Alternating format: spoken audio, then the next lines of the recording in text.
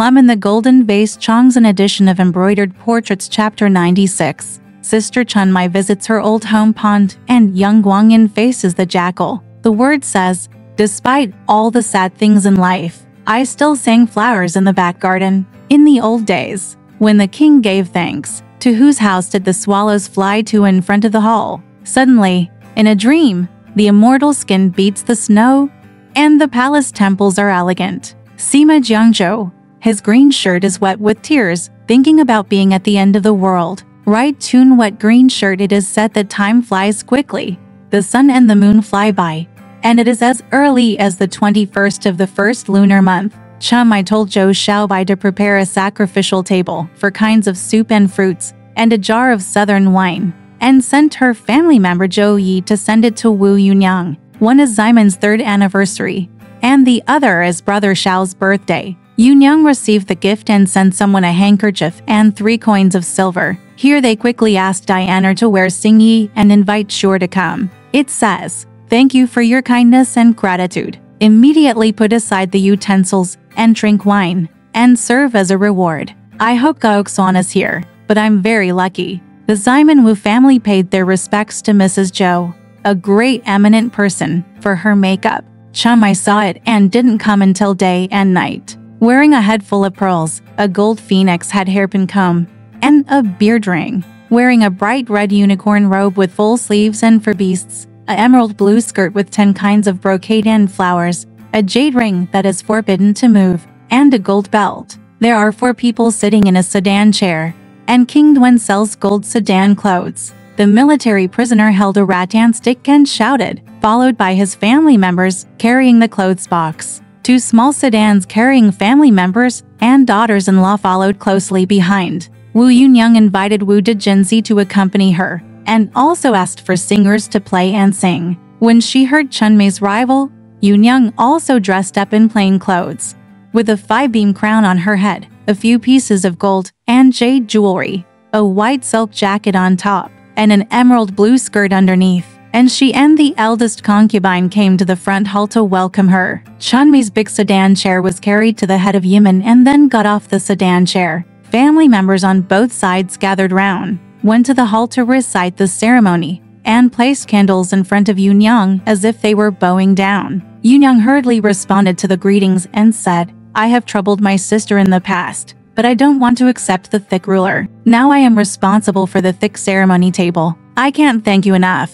Chun Mai said, "I'm scared. There is nothing in the government. These things, it's just a small gift. I've always wanted to invite grandma over, but my family is on tour from time to time, so I haven't been able to do so." Yunyang said, "Sister, when is your day?" Chun Mai said, "The slave's day is April 25th. Yunyang said, "The slave has already decided to leave on that day." After the 2 of them finished reciting the rituals, Chun Mai made sure to let Yunyang stand up and accepted the 2 rituals. Then Wu Dejinzi met him and returned the courtesy. Chun Mai said, "Look at me. I'm not serious." She stood up with one hand and received the gift. The elder concubine refused again and refused to accept even half a courtesy. While letting the superiors sit down, Yunyang and Dajinzi took the main seat to accompany them. Then the family members, daughter-in-law, maids, and adoptive mothers all came to see him. Chun Mai saw her grandma Ryer hugging brother Xiao, and Wu Yunyang said, "Brother, I haven't come to kowtow to my sister yet." "Thank you, sister. I'm here to celebrate your birthday today." That brother Xiao really came to Ryer, singing with Chun Mai. Yunyang said, "Good boy, I don't kowtow to my sister. I just sing." Not Chun Mai quickly took out a brocade handkerchief from her sleeve, a pair of golden 8 auspicious children, and taught him to put his hat on. Yunyang said, "Teach my sister to take the trouble again." She thanked her again. Xiaoyu and Nazi came to see and kowtow. Chun Mai gave Xiaoyu a pair of hairpins, and gave her breasts to silver hairpins. Yunyang said, "Sister, you don't know yet. My grandma is married to Lake Singer. Lake Singer's wife is sick and has died." Chun Mai said, "It's good that he wants to stay at our house." The maid brought tea, and after eating it, Yunyang said, "Please sit in the open room behind me. This guest seat is cold inside." After Chun Mai came, in front of Ximon Kingling, lights were lit early and the table was set down to offer sacrifices. Chun Mai burned the paper and shed a few tears. Then a screen was set up round it. A charcoal fire was lit in the stove. The 8 immortals' table seats were placed, and tea was served. It's nothing more than delicate steamed cakes, exotic fruits, and exquisite bud tea. Yunyang and Da Jinzi had tea with them, and let Chun Mai go into the upper room to change clothes. After taking off her upper robe, the wife of her family opened her clothes box, took out her clothes, and changed into a green and brocaded coat, and a lilac and golden skirt. After sitting in Yunyang's room and talking for a while, Yunyang asked, "How are you, brother? Why don't you take him here for a walk today?" Chun Mai said, "Why don't you also bring him to Kowtow grandma?" His father said it was cold and he was afraid of the wind. He refused to stay in the room and walked outside in the living room. For some reason, he just cried. "I am so old that you can raise this little child for him. It is also a blessing from your nepotism." He said that his second mother has a sister. "How old is she?" "My name is Sister Yu, who is 4 years old this year." "My name is Brother Jin," Yunyang said. "You said he has 2 sisters in the room with you?" Chun Mai said, "There are 2 girls who are learning to play and sing. My wife is 16 or 17 years old and is always being naughty." Yunyang asked, "Does his father often go to him?" Chun Mai said, "Grandma, how often does he spend time at home? There are very few thieves round now, and the imperial decree tells him to take care of many things, guarding the place, patrolling the rivers, picking up thieves, and training men and horses from time to time. It's very hard." Xiaoyu brought tea to eat again. Chun Mai said to Yunyang, "Grandma, please lead me to my mother's garden and walk down the mountain." Yunyang said, "My sister is still in our mountain garden. Since your father died, no one has taken care of him. The rocks have fallen down and the trees are dead. I don't want to go there any longer." Chun Mai said, "It's okay. I'll just go to my mother's side." Yunyang had no choice but to ask Xiaoyu to get the key to the shanzi door of the garden gate and opened the door. Yunyang and Daguzi accompanied Chun Mai and spent half a day exploring inside.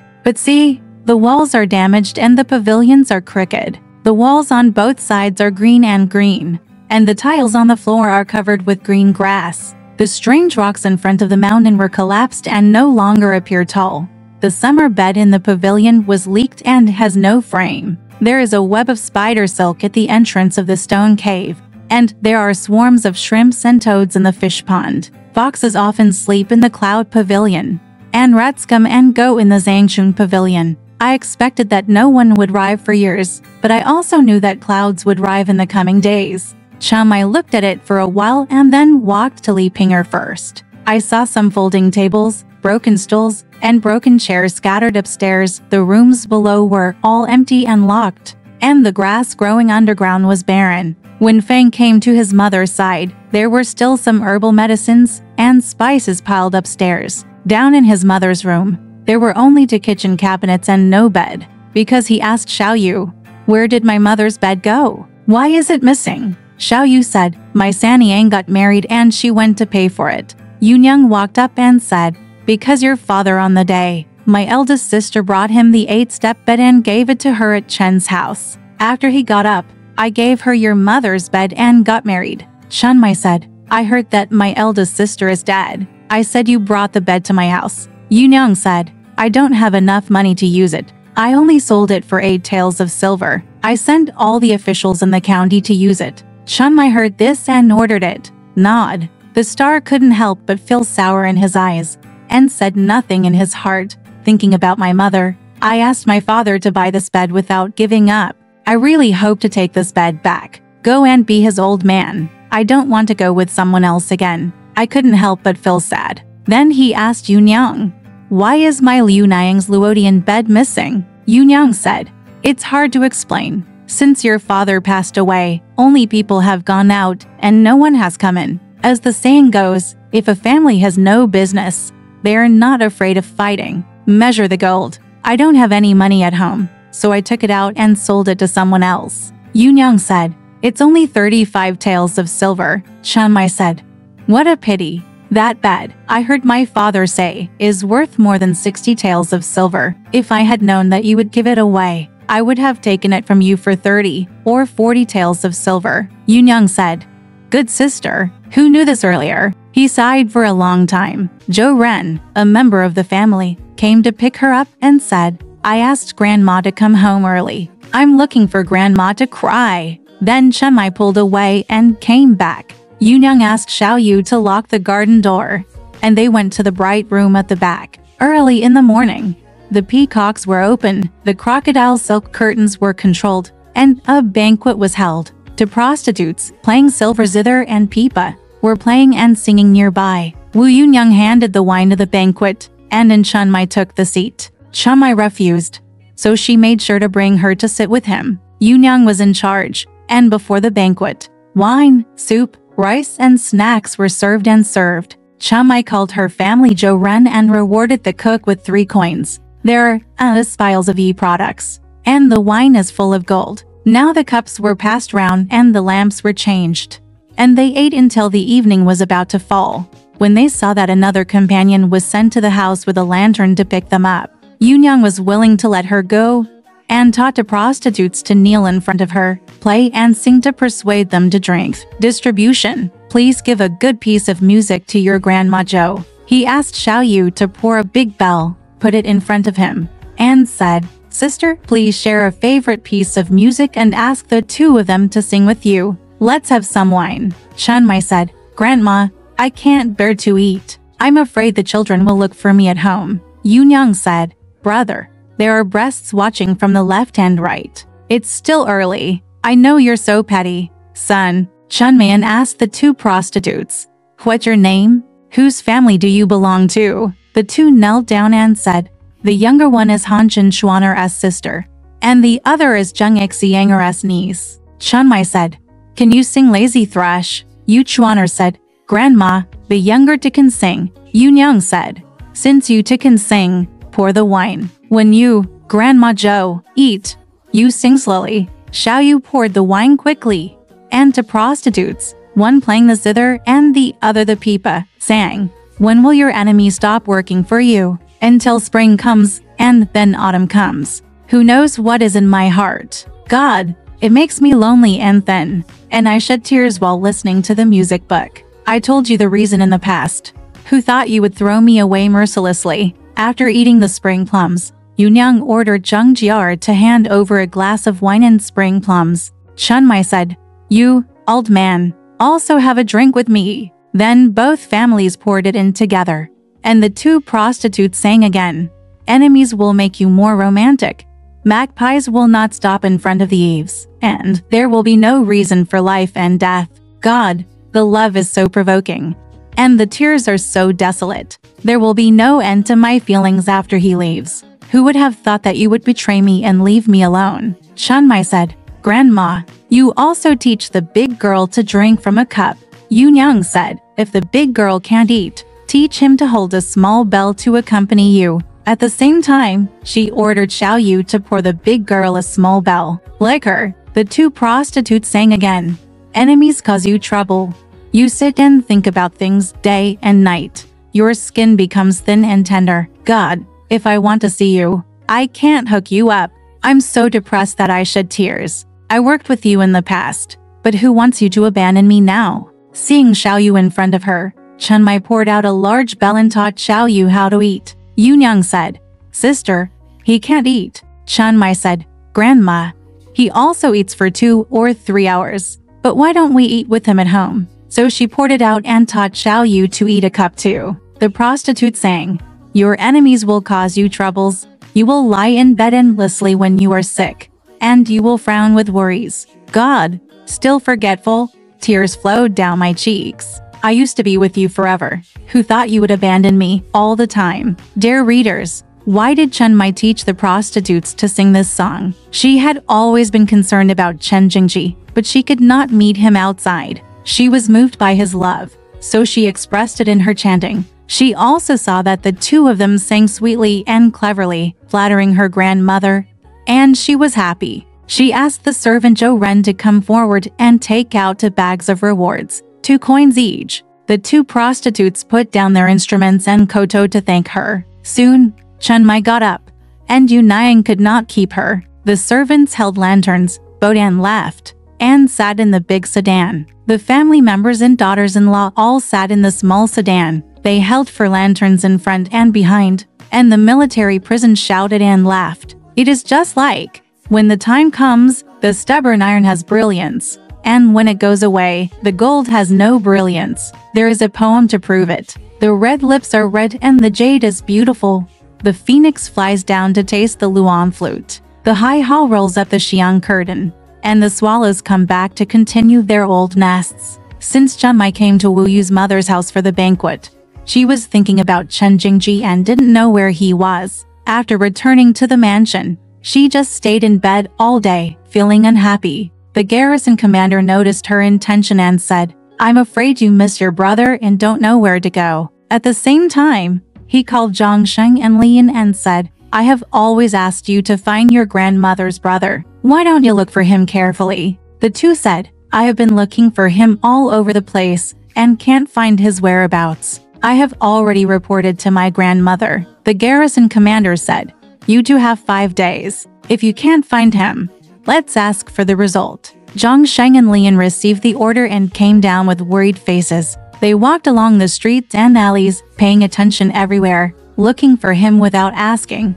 Let's talk about two parts. Just to say that Chen Jingji had been beaten out of the garrison commander's mansion and wanted to go to the public temple for a banquet. He also heard that his master, Taoist Ren, had died, so he was afraid to come to the temple. He was too ashamed to see the abbot of Xing'an Temple, so he went round doing oil painting during the day and hid in cold shops at night. One day, when something happened, Jingji was standing on the street and saw young Daling, who had iron nails, wearing a silla hat and a white silk jacket, riding a donkey with a silver saddle and bridle, and followed by a servant, walking towards him from the center of the street. Jingji recognized young Guangyan, so he stepped forward, grabbed the bridle and said, "Brother Yang, I haven't seen you for a long time. Ever since Qingjiangpu stole half of my cargo, I went to your house with good intentions to inquire, but your brother Yang Erfeng used a tile wedge to pierce his head and rushed to my door. Today I am penniless, and you think you will enjoy it." Seeing that Chen Jingji had asked for food, young Daling pretended to laugh and said, "It's unlucky today. I ran into a plague ghost when I went out. I don't think you will starve to death. So how can you beg for half a ship's cargo? I stole your cargo, and you won't let go? You must take a beating from me." Jingji said, "I am poor now. If you have money, give me some money. Otherwise, let's go somewhere to talk." Seeing that he would not let go, young Daling jumped off the donkey and whipped him a few times. He ordered the servant, "Go and catch this damn beggar." The servant pushed Jingji hard, and young Daling kicked him several times, making Jingji scream. Soon, many people gathered around. A man flashed by, wearing a tall green hat, a handkerchief tied around his neck, a purple jacket worn upside down, white cloth pants, with thin legs and straw sandals. He had big eyes, sweeping eyebrows, a thick mouth, a three-bearded beard, purple flesh on his face, and muscles on his wrists. He was so dazed that he raised his fist and said to young Daling, "Your brother is so unreasonable. He is so poor at young age. Why do you just want to beat him? Since ancient times, people don't hit smiling faces with fists. He has never hurt you. You have money, so give him some as we are friends every day. You don't have money. Why do you just want to beat him? Since ancient times, people have been fighting against injustice when they see it on the road." Young Daling said, "You don't know. He blamed me for stealing half of his cargo. Considering how poor he is, how could he have half of the cargo?" The man said, "I guess he was a child of a wealthy family at that time, and he was born so poor. Are you so rich? Brother, listen to me. You have money to give him some money." When young Daling heard what the man said, he took off the silver of 4 or 5 coins tied to the sweat towel on his sleeve and handed it to Jingji. He waved to the man, got on the donkey and laughed. Jingji got up from the ground and looked up at the man. It was none other than the old clay worker who slept on the same bed with him. He was the flying ghost Huliner. Recently, he led 50 people to work for Elder Xiaoyu of Shuyu Temple in the south of the city to build the temple. He held Jingji's hand and said, "Brother, if I hadn't ridiculed him with a few words just now, would he have given you this 5 cents of silver?" The thief knows how to see the pattern. If he doesn't know the pattern, he will give me a good beating. Follow me. Let's go to the hotel to have a drink. They went to a small restaurant that only served meat, sat down at the table, and ordered wine, bring 4 plates of glutinous rice, and 2 large pots of wine. Soon, the wine was served with small dishes, glutinous rice, 4 plates and 4 dishes, and 2 large pots of fashionable olive wine. Instead of a small cup, he took a large porcelain bowl and asked Jingji, "Brother, do you want to eat noodles or rice?" He measured the wine and said, "The noodles are warm and the rice is white rice." Jingji said, "I want noodles." Soon, 2 or 3 bowls of warm noodles were served. Huliner only ate 1 bowl, and Jingji ate 2 bowls. Then he drank the wine. Huliner said to Jingji, "Brother, you can sleep with me in the workshop for 1 night today. Tomorrow I will take you to the place where Elder Xiaoyu of Shuyu Temple in the south of the city will build the temple hall and 2 corridors of monks' rooms. Your brother will lead 50 workers. When you get there, you won't have to do any heavy work. Just carry a few baskets of soil, which will be counted as one of your work, and you will get 4 cents of silver. I have rented a house outside, where we can rest in the evening and cook some food for our people. You can lock the door and I will give you all my belongings." "Okay, it's better than you ringing the bell for the beggars in the cold bed." Which is more official? Jingji said, "If brother takes care of me like this, it will be good. I wonder if this project will last long?" Huliner said, "It has only been a month. I don't know if it will be finished by October." While they were talking, you drank 1 cup and I drank 1 cup, and they drank 2 large pots of wine. The wine was calculated and it should be 1 penny and 3.5 cents of silver. Jingji was about to take out the silver to weigh it, but Huliner pushed him aside and said, "Silly brother, do you want me to teach you how to pay? I have the silver here." He pulled out his bag and weighed out 1.5 cents of silver to the shopkeeper. He also found 1.5 cents of money, put it on Jingji's shoulder, and went to the workshop together. They both slept together. They were both drunk. Huliner fucked Jingji in the back garden that night, and did it all night. He called him dear brother, dear uncle, dear man, dear grandfather, and called him all the time. At dawn,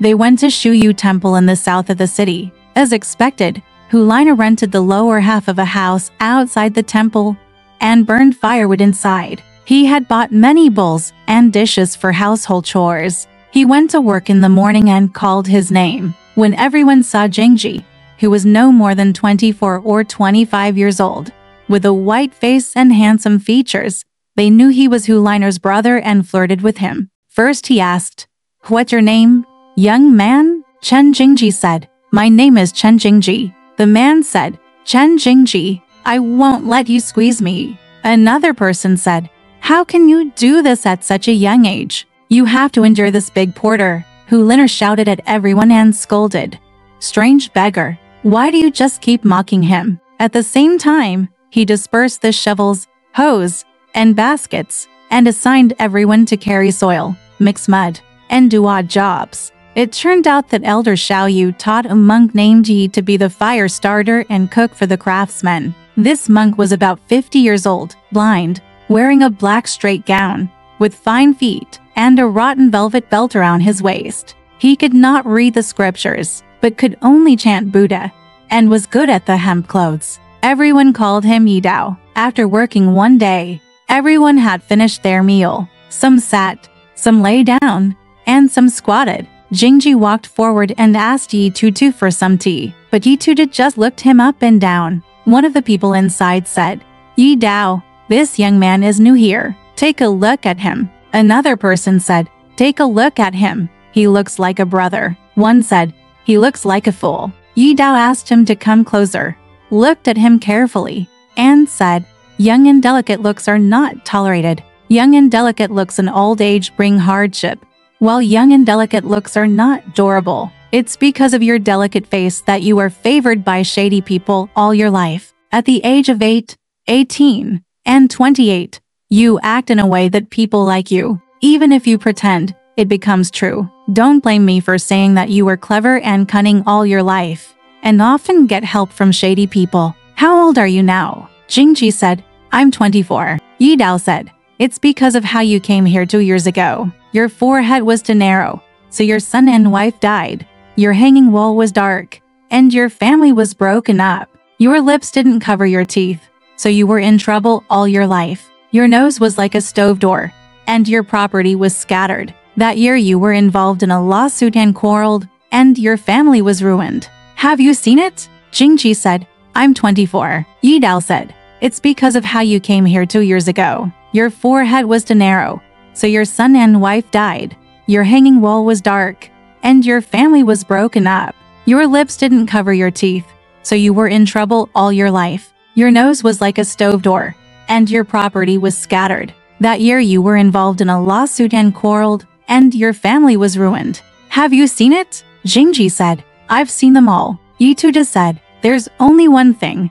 Your nose root shouldn't be cut off. Master Ma Yi said to good words, if the nose root is cut off, the flowers will be in vain, and the ancestral heritage will be gone and the family will be ruined. Your father and grandfather left behind the family heritage in the early years. No matter how much it was, it's all in your hands. You have a short upper face and a long lower face, which means you will have more successes and more failures, and you will have more money than you spend. After all, you will be able to manage the family business in the future, like the scorching sun shining on frost. Now you still have a step to make a fortune in the future, and you should have 3 wives. Have you conquered one wife before? Jingji said, I have conquered one. Yi Tuta said, you will have 3 wives in the future, but I'm afraid it won't be perfect. After the age of 30, I'm a little lacking, and I don't want to walk among the flowers and willows. Someone said, Yi Dao, you are wrong.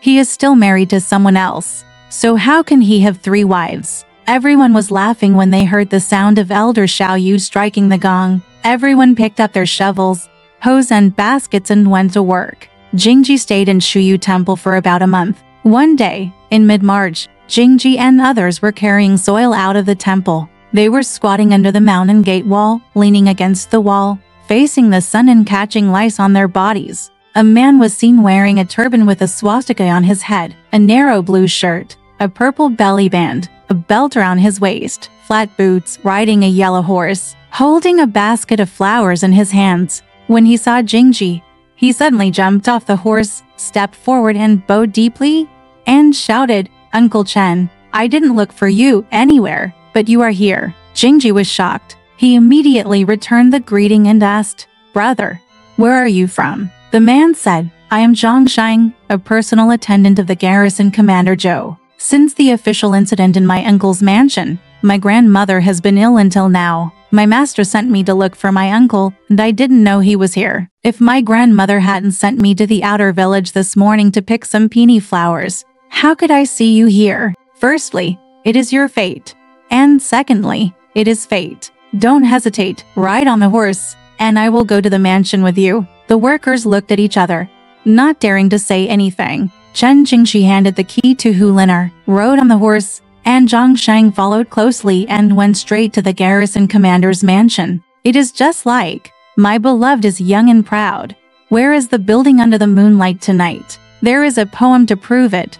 White jade is hidden in the stubborn stone, and gold is buried in the mud. Today, the nobleman is promoted, like standing on the ladder to the 9th floor. Alright, this part of the story ends here. Want to know what happened next? Let's listen to the breakdown next time.